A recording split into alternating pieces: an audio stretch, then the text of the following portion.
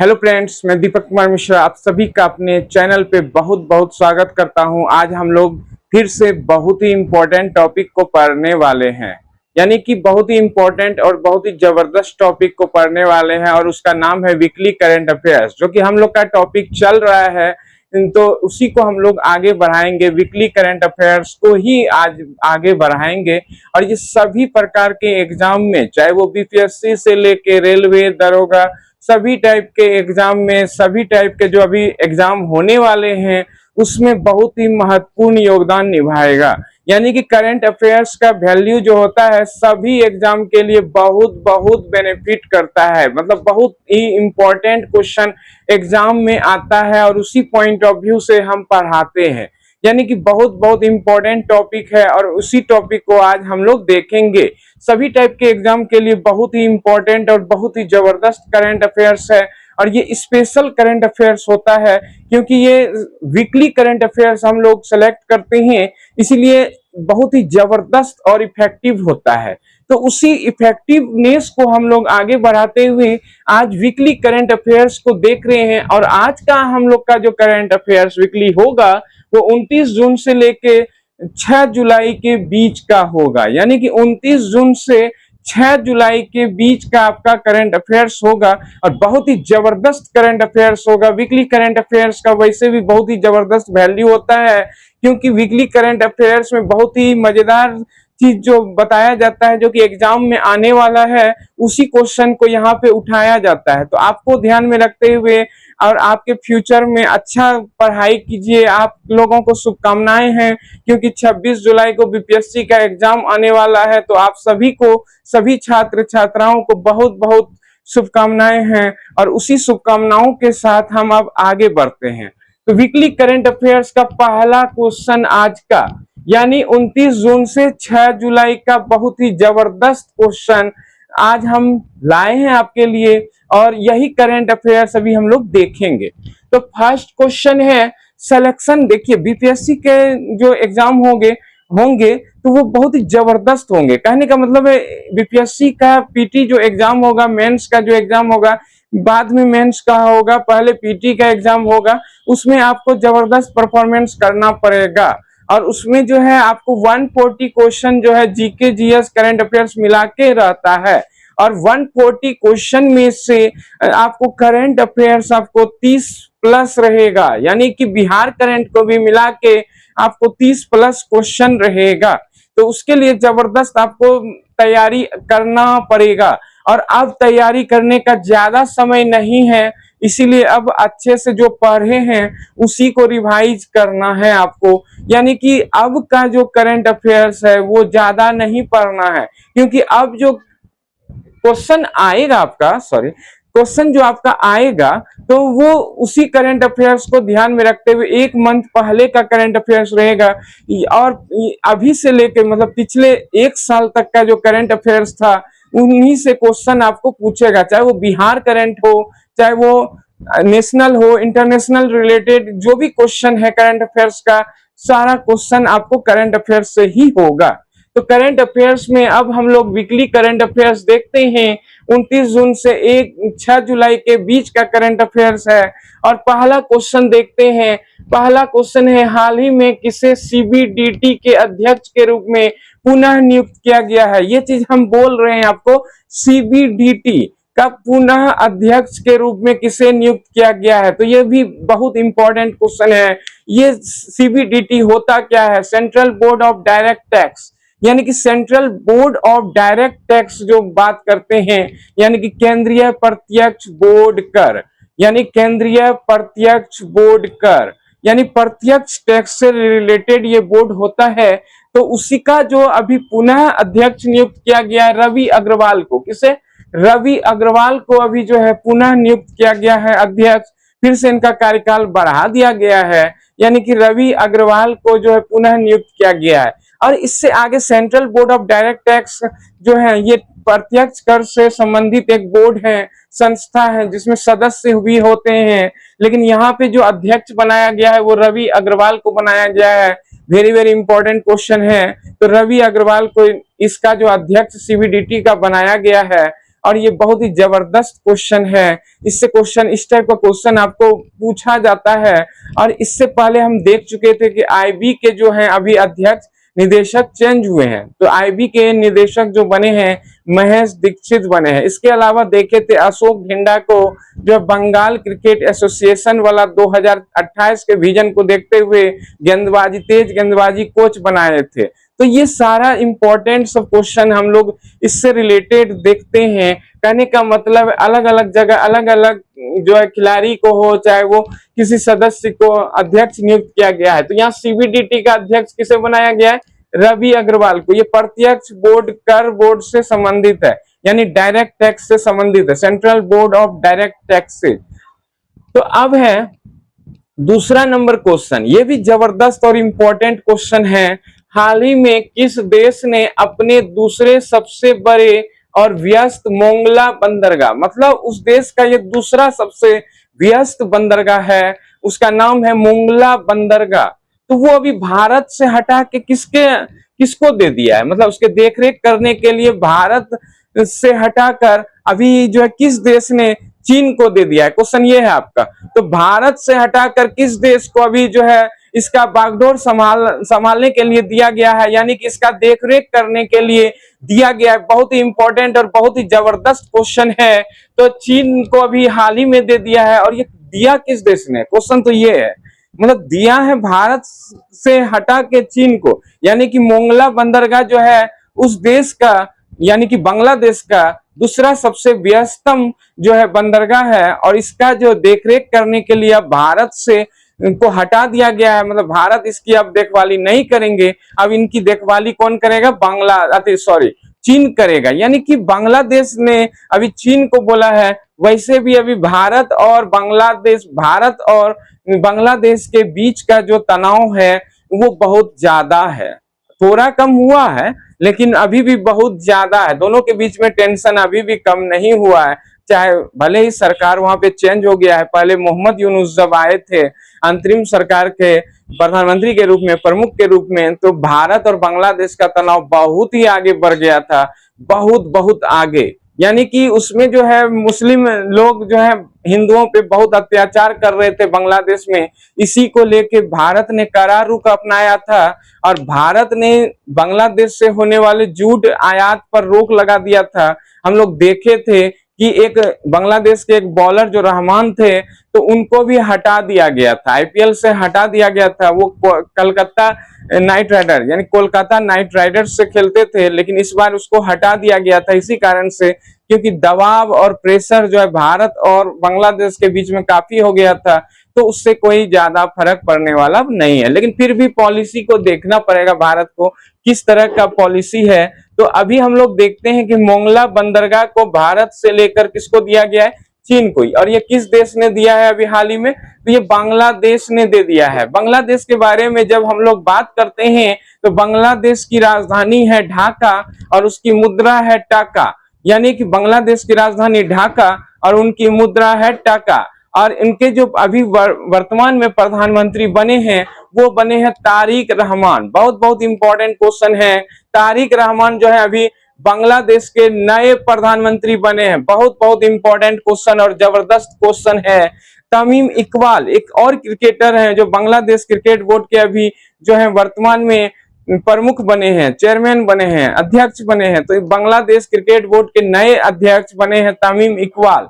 बहुत अच्छे क्रिकेटर में से आते थे, अब रिटायर कर गए। तो तमीम इकबाल पहले जो है बांग्लादेश के बहुत ही जबरदस्त क्रिकेटर रह चुके हैं। अब वो बांग्लादेश क्रिकेट बोर्ड के नए अध्यक्ष बने हैं। वेरी इंपॉर्टेंट क्वेश्चन है।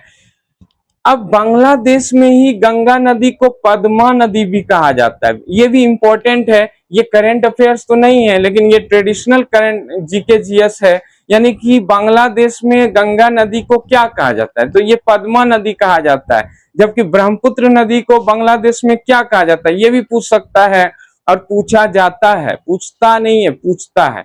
यानी कि बांग्लादेश में जो है ब्रह्मपुत्र नदी को किस नाम से पुकारते हैं? तो जमुना। और एक और सवाल आपका आता है, बांग्लादेश में गंगा नदी और ब्रह्मपुत्र नदी की संयुक्त जलधारा को किस नाम से पुकारा जाता है? तो ये किस नाम से पुकारा जाता है? मेघना। तो दोनों की संयुक्त जलधारा को बांग्लादेश में मेघना के नाम से पुकारा जाता है। ये बहुत ही इंपॉर्टेंट टॉपिक है नदी से रिलेटेड, और ये पूछा ही जाता है। आपको जो है इसके लिए प्रिपरेशन करना ही पड़ेगा। ये करंट अफेयर्स के साथ साथ थोड़ा सा जो है इंपॉर्टेंट चीज भी हम आपको बताते जा रहे हैं जो बांग्लादेश से रिलेटेड है। मतलब जिससे रिलेटेड क्वेश्चन होगा, आंसर होगा, उससे रिलेटेड कुछ बातें हम लोग बताते हैं आपको, बहुत ही जबरदस्त और इम्पोर्टेंट बात।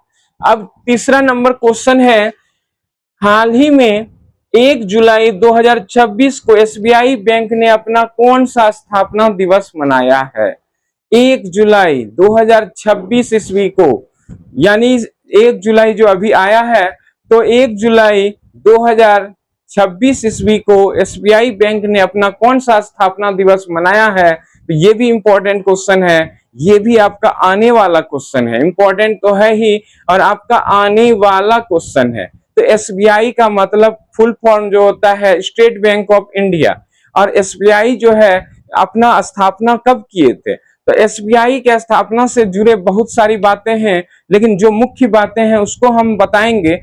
एसबीआई बैंक का पहले नाम था इंपीरियल बैंक ऑफ इंडिया, यानी कि एसबीआई बैंक का जो पुराना नाम है वो इंपीरियल बैंक ऑफ इंडिया है, जिनका स्थापना 1921 ईस्वी में किया गया था। लेकिन इसको बाद में राष्ट्रीयकरण किया गया और इसका नाम भी चेंज कर दिया गया, यानी कि स्थापना एक नए बैंक के नाम से किया गया और राष्ट्रीयकरण भी कर दिया गया। यानी कि राष्ट्रीयकरण इस बैंक का जो हुआ है, एसबीआई बैंक का स्थापना और राष्ट्रीयकरण एक ही साथ हुआ है, और एसबीआई बैंक का स्थापना हुआ है 1 जुलाई 1955। यानी कि इंपीरियल बैंक ऑफ इंडिया को ही चेंज कर दिया गया और इसका स्थापना कर दिया गया एसबीआई बैंक के नाम से 1 जुलाई 1955। और इस तरह से हम लोग 2026 में इसका 71वां 71 यानी कि 71वां स्थापना दिवस मना रहे हैं। बहुत बहुत इंपॉर्टेंट क्वेश्चन है। और एसबीआई बैंक की स्थापना जो हुआ था एडी गोरेवाला समिति के सिफारिश पर, याद रहे। यानी कि एसबीआई बैंक की जो स्थापना हुआ था एडी गोरेवाला समिति के सिफारिश पर हुआ था। ये भी आता है आपका क्वेश्चन, ये भी ट्रेडिशनल जीके के तहत रहेगा, लेकिन बहुत ही महत्वपूर्ण क्वेश्चन है। करंट अफेयर्स ट्रेडिशनल दोनों को ध्यान में रखना है, बहुत इंपॉर्टेंट है। इसीलिए जिसका जो आंसर होता है उससे रिलेटेड कुछ बात हम कहते हैं, कुछ बात बताते हैं जो कि इंपॉर्टेंट है।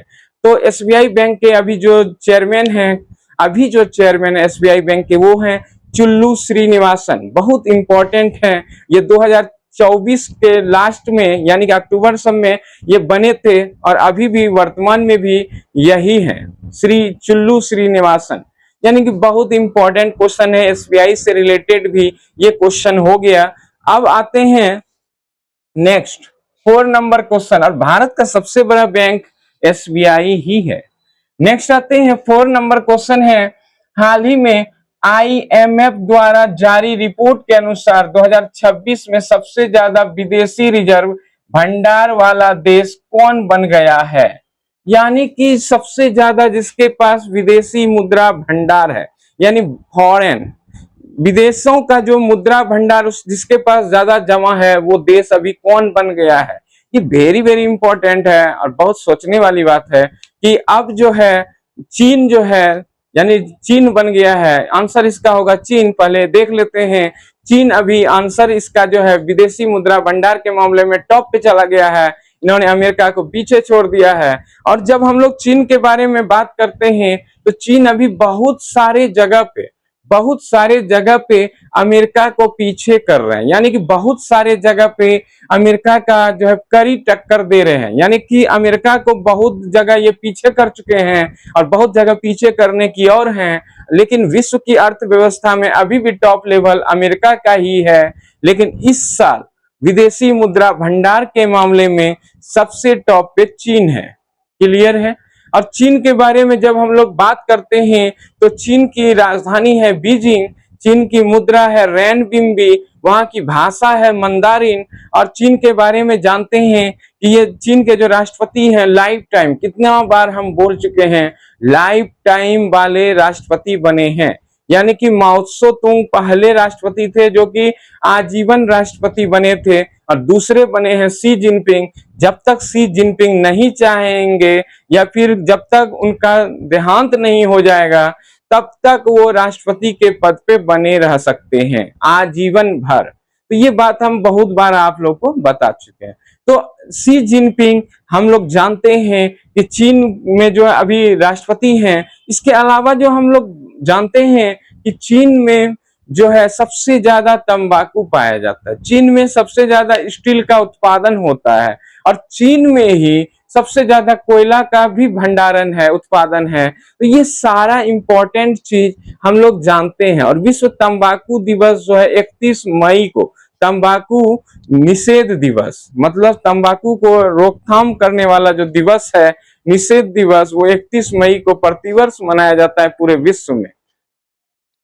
नेक्स्ट आते हैं, अभी देखते हैं हम लोग कि बराबर ईरान अमेरिका ये सब उलझा हुआ है, उसी बीच में चीन अपना ताकत को, पहले से तो ताकत है ही इनके पास, लेकिन ये अपने ताकत को और बढ़ा रहा है ताकि अमेरिका से भी सुपर पावर बना जाए। ये हमेशा पॉजिटिव लेके सोचते हैं। उसी तरह से भारत को भी सोचना चाहिए कि हम, मेरा तुलना चीन से कैसे हो, फ्रांस जर्मनी ये सब से कैसे हो, लेकिन भारत का मीडिया हमेशा सोचने में रहता है पाकिस्तान कैसे हमसे पीछे हो गया, मतलब कहने का मतलब पाकिस्तान से हमेशा अपना कंपैरिजन करता है, लेकिन इसको कंपैरिजन हमेशा चीन से, अमेरिका से, फ्रांस से, जर्मनी से, ये सब करना पड़ेगा, तभी भारत की अर्थव्यवस्था आगे बढ़ेगी, नहीं तब तो राम भरोसे है, कब क्या होगा कहना मुश्किल है। अब नेक्स्ट आते हैं 5 नंबर क्वेश्चन। यहाँ पे हिंदू मुस्लिम कुछ ज्यादा होता है, लेकिन होना वो सब भी जो पार्ट ऑफ है उसमें हम इंटरफेयर सरकार की पॉलिटिक्स में नहीं करेंगे, लेकिन जहां तक देश की अर्थव्यवस्था है उस पर भी ध्यान दिया जाए, और मीडिया को भी स्वतंत्र और निष्पक्ष रहना पड़ेगा, बहुत इंपॉर्टेंट है। अब 5 नंबर क्वेश्चन देखते हैं, हाल ही में कौन भारतीय यूपीआई को अपनाने वाला 10वां देश बना है? बहुत इंपॉर्टेंट क्वेश्चन है। अभी हाल ही में भारत के यूपीआई को लगभग 9 देशों ने अपना लिया था, लेकिन 10वां देश अभी हाल ही में कौन बना है? तो ये आंसर इसका होगा ग्रीस, यानी कि ग्रीस यूनान को बोलते हैं, और ग्रीस जो है अभी वर्तमान में 10वां देश बन गया जिन्होंने भारत के यूपीआई को अपनाया है, अपने देश में अपनाया है, क्योंकि आईएमएफ ने भी भारत के यूपीआई को रियल टाइम सबसे बड़ा पेमेंट का प्रोसेस बताया है, यानी कि रियल टाइम पेमेंट करने वाला विश्व की सबसे रियल टाइम मतलब ऑन टाइम। तो ये सबसे अच्छी बात है, आईएमएफ ने जब बोल दिया है तो इसको विश्व के कई देशों ने अपनाना शुरू कर दिया है, और इसी क्रम में ग्रीस जो है 10वां देश बने हैं जिन्होंने भारत के यूपीआई को अपनाया है। तो यूपीआई वाला सिस्टम भारत का बहुत ही जबरदस्त है। नेक्स्ट आते हैं, अब आते हैं भारत का यूपीआई सिस्टम जबरदस्त है, बहुत कुछ भारत का बहुत ही अच्छा पोजीशन पे चल रहा है, लेकिन बहुत जगह भारत अभी भी जो है टक्कर देने लायक होना चाहिए, जो चीन को, रूस को, अमेरिका को वैसा नहीं है, उस लेवल पे बनना पड़ेगा। नेक्स्ट आते हैं 6 नंबर क्वेश्चन, हाल ही में अच्छा यहाँ के ग्रीस के प्रधानमंत्री कौन है? किरियाकोस मित्सोकिस, किरियाकोस मित्सोकिस ये ग्रीस के प्रधानमंत्री हैं। और ग्रीस के बारे में जब हम लोग बात करते हैं, ग्रीस की राजधानी एथेंस है, ग्रीस की या यूनान की कहिए तो यूनान की राजधानी एथेंस है, और यहाँ की मुद्रा जो है यूरो है, और यहाँ के जो प्रधानमंत्री है अभी हम लोग देख चुके हैं किरियाकोस मित्सोकिस है। तो ये सब जबरदस्त और इंपॉर्टेंट क्वेश्चन है। 6 नंबर क्वेश्चन है, हाल ही में सोमनाथ घोष को भारत सरकार ने किस देश में अपना उच्चायुक्त नियुक्त किया है? ये भी इंपॉर्टेंट और जबरदस्त क्वेश्चन है, बहुत ही स्पेशल क्वेश्चन है। अभी भारत ने सोमनाथ घोष को किस देश का उच्चायुक्त नियुक्त किया है? ये भी आता है, इस टाइप का क्वेश्चन आपको, उच्चायुक्त कौन देश का, भारत ने किस देश में किसे नियुक्त किया है, इस टाइप का क्वेश्चन आपको एग्जाम में उठेगा, यानी कि एग्जाम में इस टाइप का क्वेश्चन आपको देखने को मिलेगा। यानी कि मलेशिया में अभी नियुक्त किया गया है सोमनाथ घोष को उच्चायुक्त, यानी कि एम्बेसडर जो है ये मलेशिया का बनाया गया है, किसे? सोमनाथ घोष को, भारत के तरफ से। अभी एक और जगह देखे थे कि बांग्लादेश का जो उच्चायुक्त बनाए गए हैं भारत के तरफ से, बांग्लादेश में, तो वो बनाए गए हैं दिनेश त्रिवेदी को, दिनेश त्रिवेदी को। तो बहुत बहुत इंपॉर्टेंट क्वेश्चन है, ये जबरदस्त और इंपॉर्टेंट क्वेश्चन है सभी टाइप के एग्जाम में, चाहे वो बीपीएससी से लेके एसएससी, रेलवे, दरोगा, सभी जगह। और यूपीएससी में भी ये क्वेश्चन आ सकता है मिलान करने वाले में, यानी मिलान करने वाले में ये क्वेश्चन पूछता है। यूपीएससी का तो स्टैंडर्ड थोड़ा हाई रहता है, इसीलिए क्वेश्चन वहां पे मिलान के रूप में दिया जाएगा। ऐसा नहीं है कि नहीं आता है, लेकिन मिलान के रूप में दिया जाता है। इसीलिए अभी जो है बीपीएससी तक का हम यहाँ गारंटी ले सकते हैं। यूपीएससी में आपका जो मिलान करने की शक्ति कितना है उस पर डिपेंड है, आपका थ्योरी कितना, कॉन्सेप्ट मजबूत है, उस पर भी डिपेंड करता है। 1 नंबर क्वेश्चन देखते हैं। हाल ही में सरकार द्वारा नशीली पदार्थों के दुरुपयोग और तस्करी को रोकने के लिए कौन सी राष्ट्रीय नारकोटिक्स हेल्पलाइन शुरू की गई है? बहुत बहुत इंपॉर्टेंट क्वेश्चन है।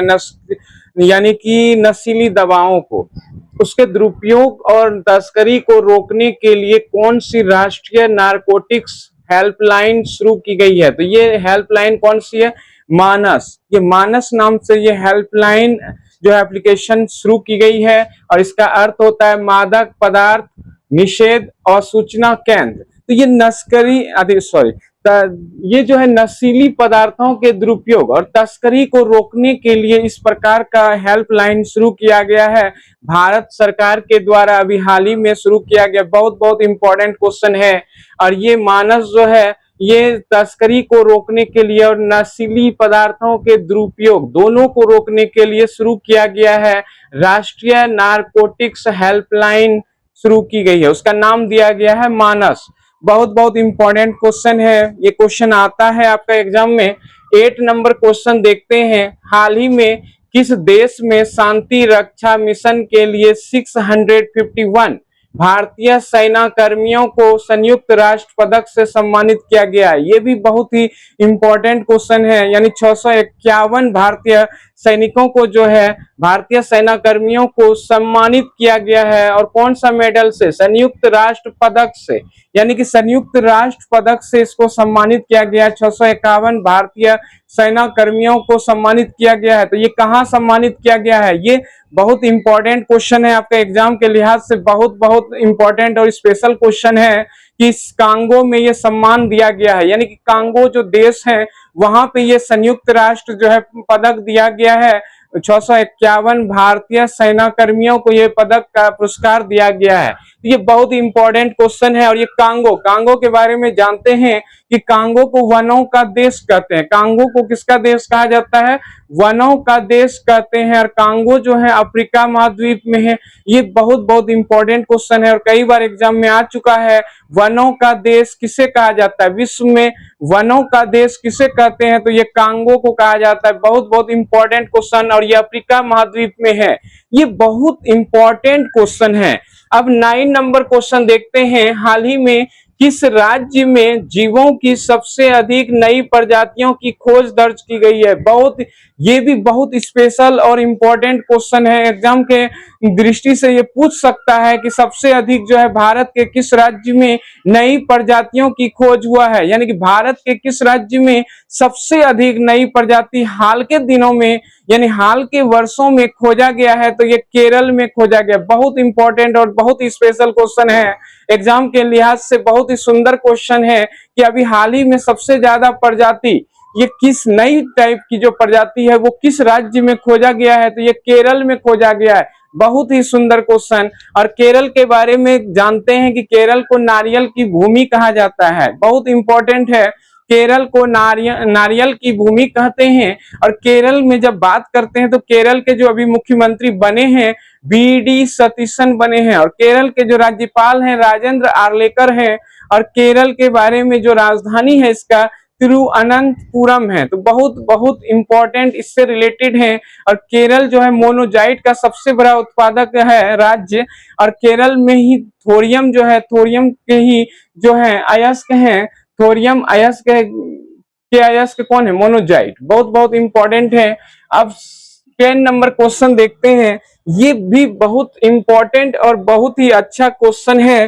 10 नंबर क्वेश्चन, हाल ही में किसने विमेन्स T20 वर्ल्ड कप का खिताब जीता है? अभी हाल ही में जीता गया है वुमेन्स T20 वर्ल्ड कप का खिताब अभी हाल ही में जीता गया है। और ये किस देश ने जीता है? तो ये ऑस्ट्रेलिया ने जीता है हाल ही में women's T20 world cup. Semifinal में ऑस्ट्रेलिया ने भारत को हराया था और फाइनल में इंग्लैंड को हराकर इन्होंने जो इंग्लैंड को हराकर विमेन्स T20 वर्ल्ड कप जीता है। और ये मैच कहाँ हुआ था? तो मैच हुआ था, फाइनल मैच हुआ था लॉर्ड्स में। तो बहुत ही इंपॉर्टेंट और बहुत ही जबरदस्त क्वेश्चन है कि ये मैच लॉर्ड्स में हुआ था, इंग्लैंड के लॉर्ड्स में हुआ था और फाइनल में इंग्लैंड को हराया था ऑस्ट्रेलिया ने और 7 विकेट से हराया था। इसके जो है ये कितनी बार जीत चुके हैं ऑस्ट्रेलिया? ये कितनी बार जीता है महिला में T20 में कितनी बार जीता है? तो 7 बार, 7वीं बार ये T20 वर्ल्ड कप महिला का जीता है ऑस्ट्रेलिया ने। और किसे हरा के जीता है? तो इंग्लैंड को हरा कर जीता है।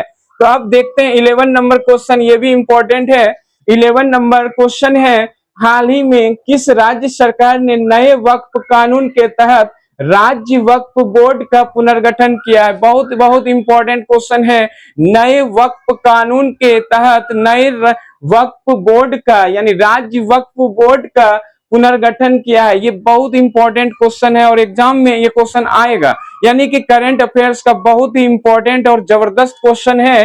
हाल ही में किस राज्य सरकार ने नए वक्फ कानून के तहत राज्य वक्फ बोर्ड का पुनर्गठन किया है? तो ये मध्य प्रदेश में अभी हाल ही में किया गया है, यानी कि नए वक्फ कानून का जो पुनर्गठन किया गया है तो ये मध्य प्रदेश में किया गया। मध्य प्रदेश के बारे में जानते हैं कि ये दलहन के उत्पादन में यानी दाल के उत्पादन में नंबर 1 स्टेट है, सोयाबीन के उत्पादन में नंबर 1 स्टेट है और यहाँ के मुख्यमंत्री हैं प्रोफेसर मोहन यादव और यहाँ के जो राज्यपाल हैं मंगू भाई पटेल।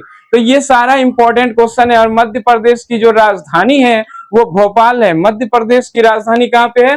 भोपाल है। बहुत बहुत इंपॉर्टेंट है। अब 12 नंबर क्वेश्चन देखते हैं, हाल ही में जम्मू कश्मीर से अरेको चेरी और सेंट्रोज बैर की पहली खेप किस मतलब पहला जो खेप है ये किस देश को भेजा गया है? यानी कि पहला जो भेजा गया है ये किस देश को भेजा गया है? चेरी और बैर को, मतलब इसका पहला खेप किस देश को भेजा गया है? तो ये संयुक्त राज्य अमीरात यूएई को, ये यूएई को भेजा गया है। यानी हाल ही में जम्मू कश्मीर के अरेको चेरी और सेंट्रोज बैर की पहली खेप किस देश को निर्यात की गई है, किस देश को भेजा गया है? तो ये यूएई को भेजा गया है। और यूएई के बारे में हम लोग जानते हैं, यूएई की जो राजधानी है वो आबू धाबी है। और यूएई के बारे में और भी इंपॉर्टेंट चीज है कि यहाँ की मुद्रा जो है दिरहम है और अल नहयान जो है यहाँ के जो है सुल्तान है।